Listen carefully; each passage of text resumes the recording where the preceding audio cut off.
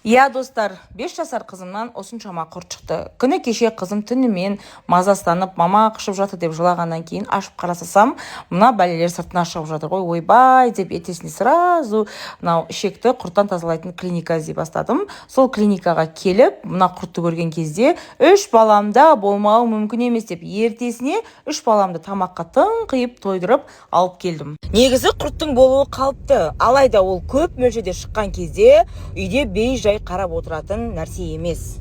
Алдыңғы үлкендерімді бұрын тазалатқан кезде жай тазалатып кететінбіз. Ал мына жерде прям 3D экранмен мынандай құрттарды көрсетіп бергенде, оның ішіндегі бүкіл жаңағындай жұмыртқалардың барлығын көрсетіп берген кезде мен шок болдым. Және оны әрине балаларыма да көрсеттім. Міне қараңдар, ертең тәтті жесеңдер, чипсы жесеңдер, кириешки жесеңдер, сендерде де осындай шығады. Қараңдар, қаншамасын жұмыртқалайды бұлар деп дәрігер өзі аузымен айтқан тыңдап отырды өздері. Және де мен де қосымша айттым.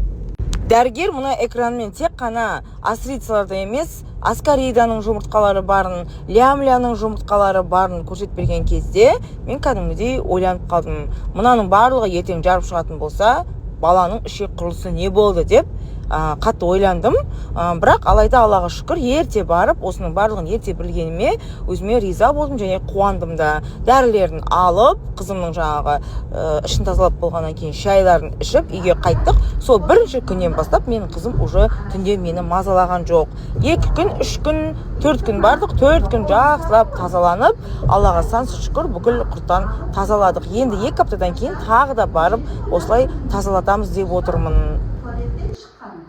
Көшеден кіргенде, тамаққа отырғанда обязательно жүріп жүрсе, жаңа көрген паразиттерім жұқпайды. Хорошо? Болды, келістік.